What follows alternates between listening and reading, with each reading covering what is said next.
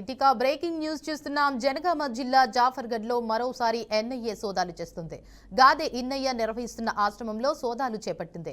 కొద్ది రోజుల క్రితం మావోయిస్టులకు మద్దతు ఇస్తూ ప్రజలను చట్ట వ్యతిరేక కార్యకలాపాలకు ప్రేరేపిస్తున్నారన్న ఆరోపణల నేపథ్యంలో గాదే ఇన్నయ్య ఎన్ఐఏ అధికారులు అరెస్ట్ చేశారు.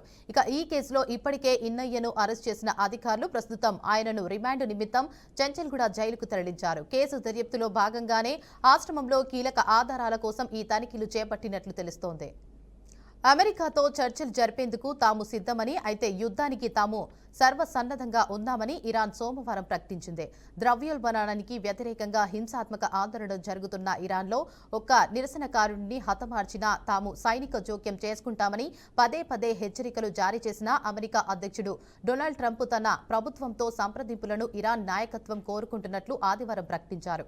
ట్రంప్ తాజా వ్యాఖ్యలపై ఇరాన్ విదేశాంగ మంత్రి అబ్బాస్ అరాగ్చీ టెహ్రాన్లో విదేశీ రాయబారుల సదస్సులో ప్రసంగిస్తూ ఇస్లామిక్ రిపబ్లిక్ యుద్ధాన్ని కోరుకోవడం లేదని, కానీ యుద్ధానికి సర్వసన్నద్ధంగా ఉందని చెప్పారు.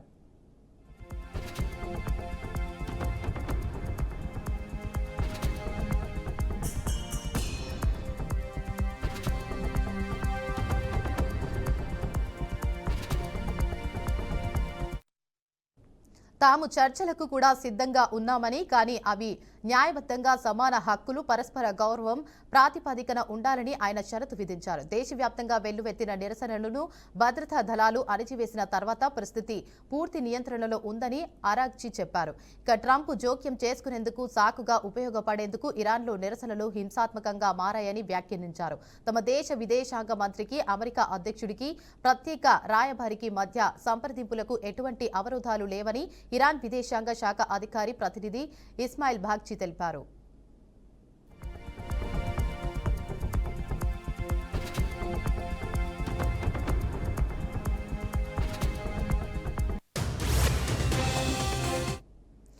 ఇరాన్లో ఇంటర్నెట్ షట్డౌన్ 4వ రోజు కూడా కొనసాగుతోంది. నిరసనకారులకు భద్రతా దళాలకు మధ్య జరిగిన ఘర్షణల్లో ఇప్పటి వరకు 192 మంది మరణించినట్లు నార్వేకు చెందిన ఎన్జీఏ ఇరాన్ మానవ హక్కుల సోమవారం వెల్లడించింది.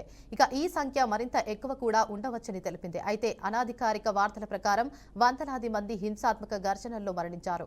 కొన్ని వర్గాల కథనం ప్రకారం 2000 మందికి పైగా మరణించారని ఐహెచ్ఆర్ వెల్లడించింది. 2500 మందికి పైగా నిరసనకారులను ఇరాన్ ప్రభుత్వం అరెస్ట్ చేసినట్టు తెలిపింది. మరోవైపు ఇరాన్లోని భారతీయులకు కేంద్రం అడ్వైజరీ జారీ చేసింది. అల్లర్ల నేపథ్యంలో బయటకు రావద్దని సూచించింది.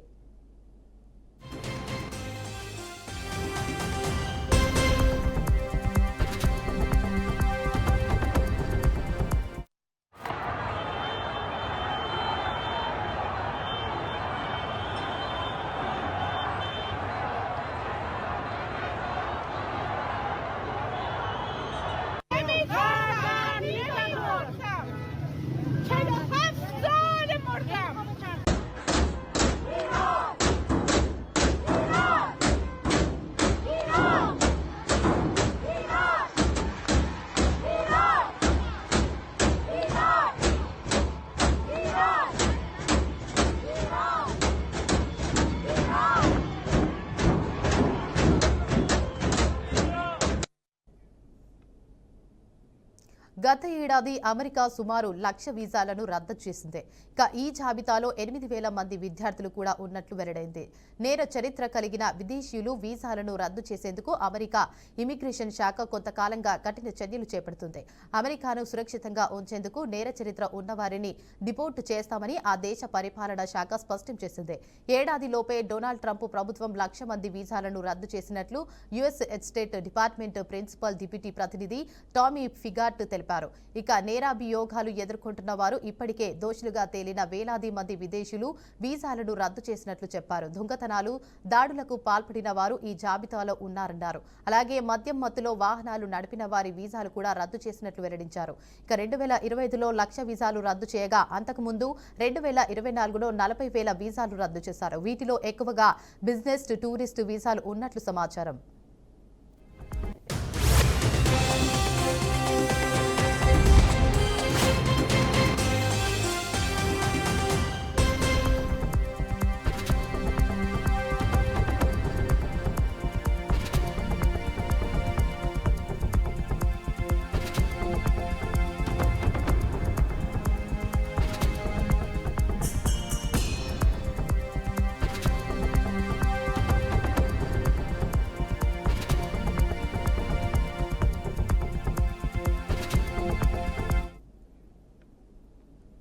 ఆంధ్రప్రదేశ్లోని 11 జిల్లాలకు ప్రభుత్వం కొత్త జాయింట్ కలెక్టర్లను నియమించింది.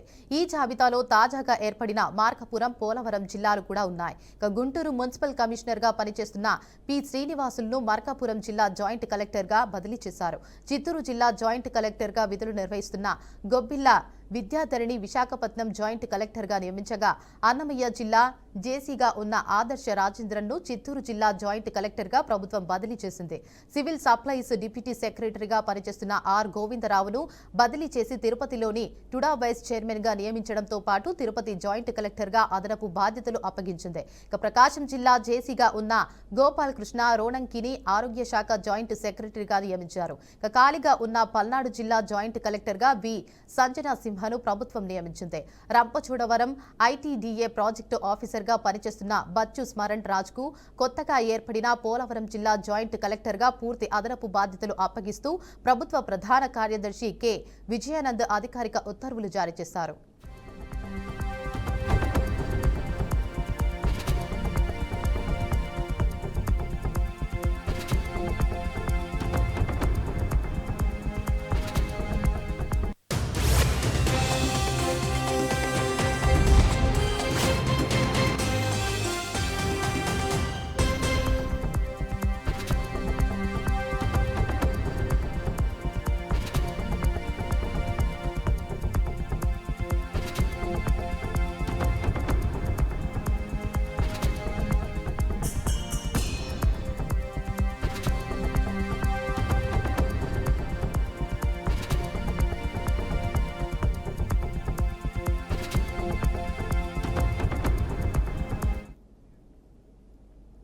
ఏపీ స్టేట్ బార్ కౌన్సిల్ ఎన్నికల సందడి ప్రారంభమైంది. న్యాయవాదుల సంక్షేమం, హక్కుల పరిరక్షణే లక్ష్యంగా ఈ ఎన్నికలు జరుగుతున్నాయి.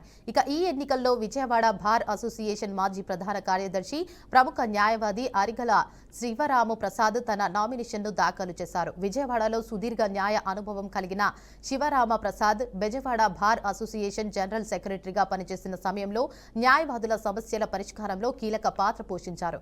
ఇప్పుడు రాష్ట్ర స్థాయిలో బార్ కౌన్సిల్ సభ్యుడిగా మరింత విస్తృతంగా సేవలందించేందుకు సిద్ధమయ్యారు. న్యాయవాద వృత్తి గౌరవాన్ని కాపాడటమే లక్ష్యంగా ముందుకు సాగుతున్న ఆయనకు ఇప్పటికే న్యాయవాదుల నుంచి మంచి మద్దతు లభిస్తోందని, మొదటి ప్రాధాన్యత ఓటును తనకు వేసి గెలిపించాలని శివరామ ప్రసాద్ కోరుతున్నారు.